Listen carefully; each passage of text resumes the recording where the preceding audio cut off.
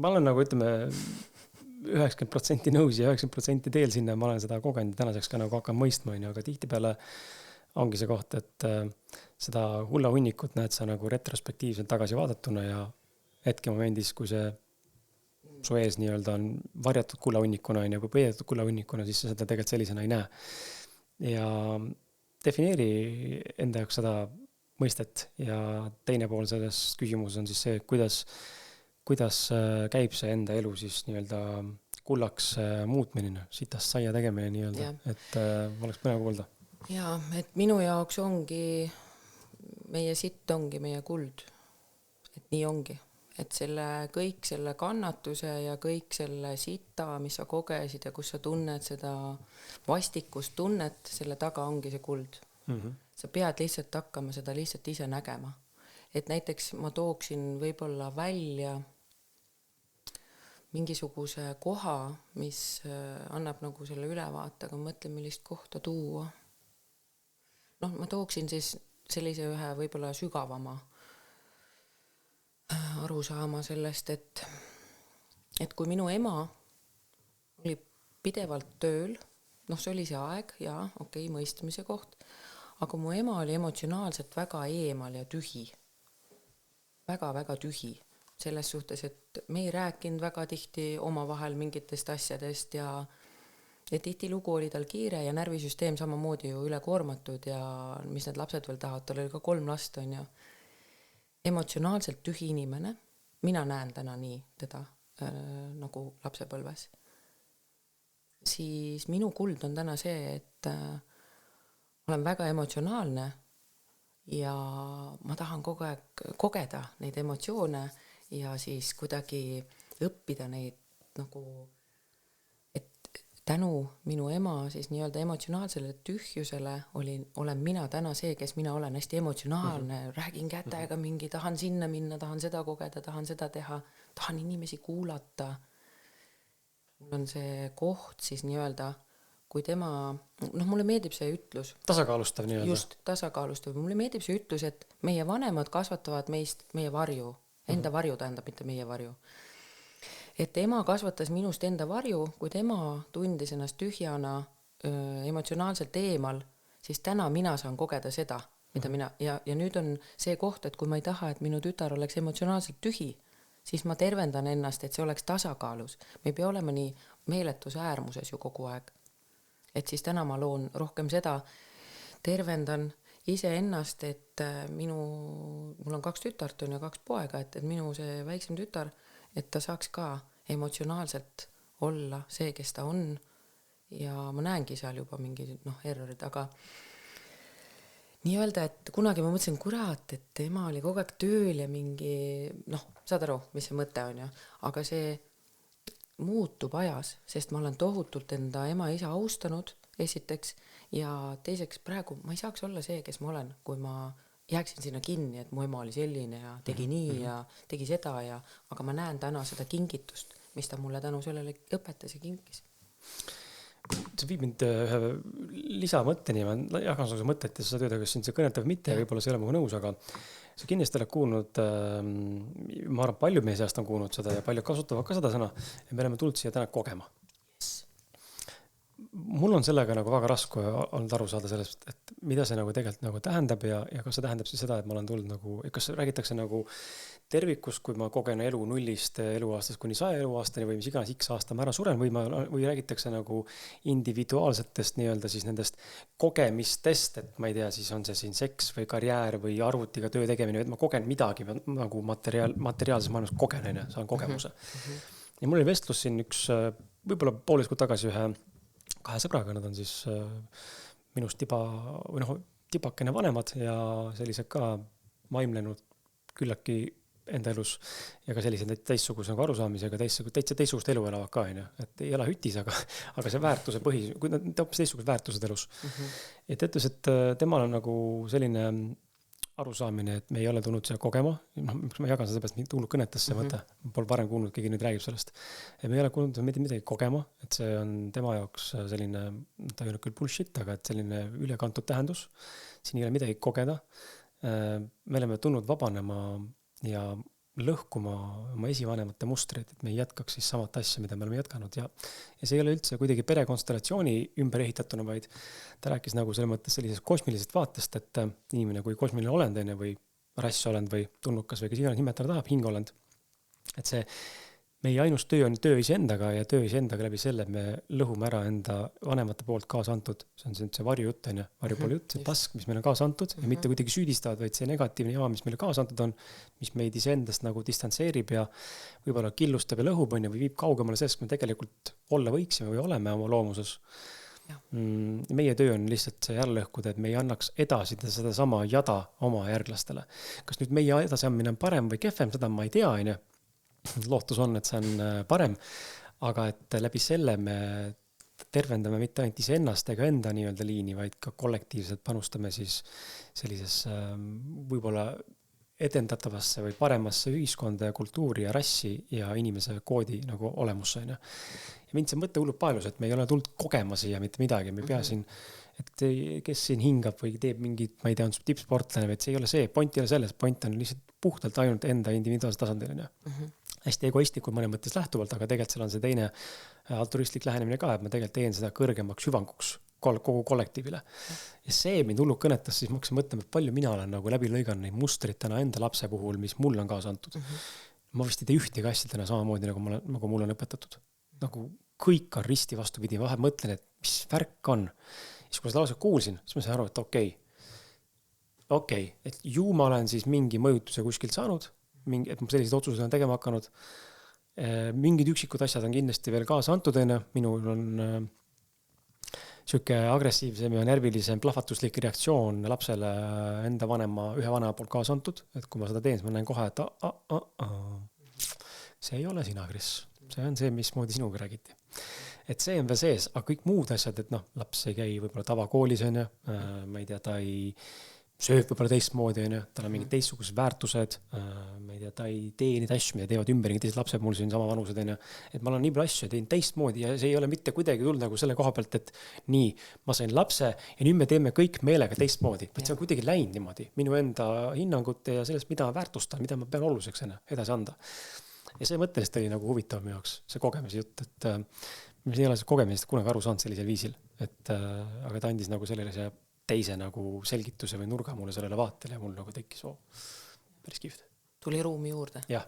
aru saada sellest, et miks ma tegelikult siin võib-olla veel olen peale selle, et ma mõtlen, et tahaks ise hullult saavutada midagi teha, see on ka tore, aga tegelikult ma ei ole selleks siin. See eesmärk midagi muud. Et kui meil on juba lapsed, siis me ei vastuta enam ainult enda heaolu eest, vaid mina olen sinuga nagu selle koha pealt väga nõus, et me muudame kas teadlikud või mitte teadlikud neid mustreid. Aga see vastandumine, vaata, et sa ütled, et sa oled täiesti nagu teistsugune, see ongi nüüd see vari, et vanemad kasvatasidki sinust varju, et sa oled siis nende vari, et sa teedki, sest mina ise olen ka vastand, aga mingid asjad tõesti haakuvad, et ongi, mul on samamoodi antud see allasurumisoskus on ju, ja siis see plahvatus lõpuks, et kui me surume, siis me oleme nagu need pallid, mis vee all on ja siis me lihtsalt lõpuks, et täna ma enam ei suru, täna ma hingan, et see on muutunud, et seda saab ka ju muuta.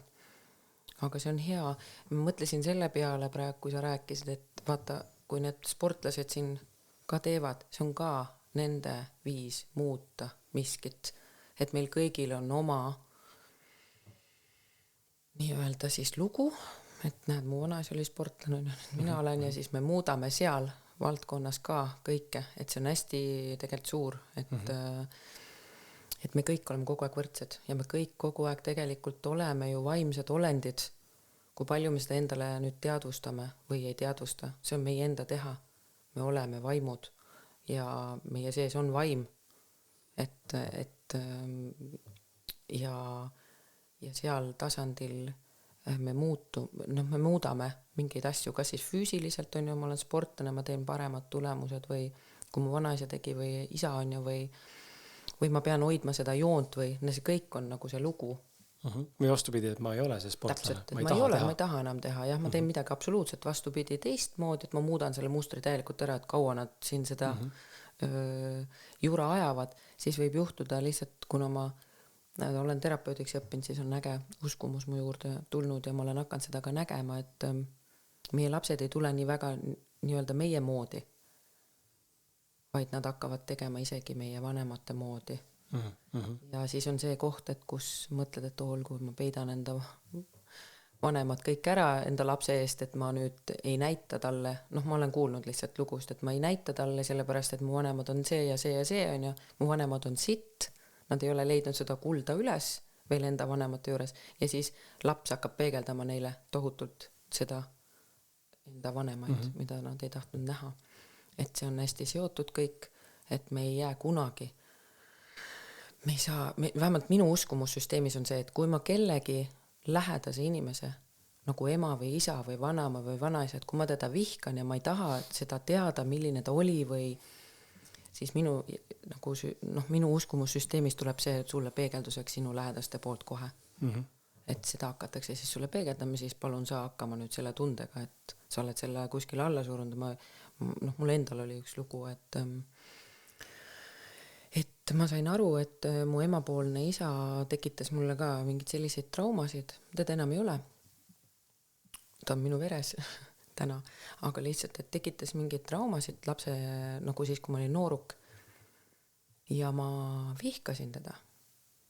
Siis kui ühel hetkel, kui ma tegelesin inimestega, kuulasin neid ja pakkusin neile seda mõistvat ruumi, et nad saaks terveneda, siis ühel hetkel lihtsalt nad mul ihukarvad lähevad praegu ka püsti. Tuli lihtsalt mu teadvus välja see, et sa mingi ülistad siin inimesi, võtad neid vastu,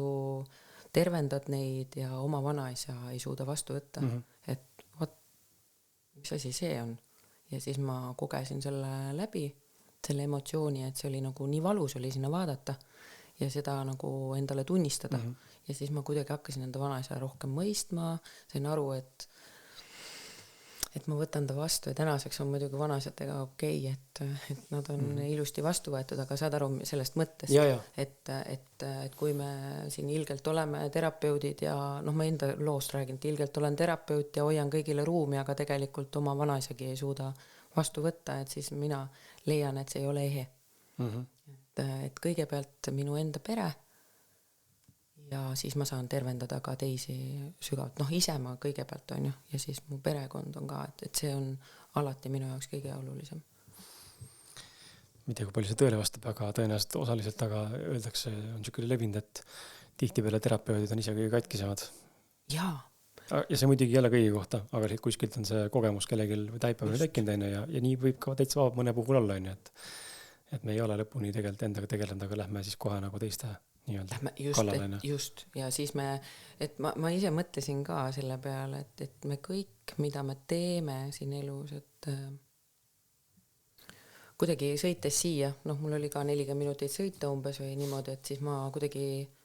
tuligi nagu see info, et me tegelikult kõik, mida me teeme, me kas teeme siis selle jaoks, et ise ennast tervendada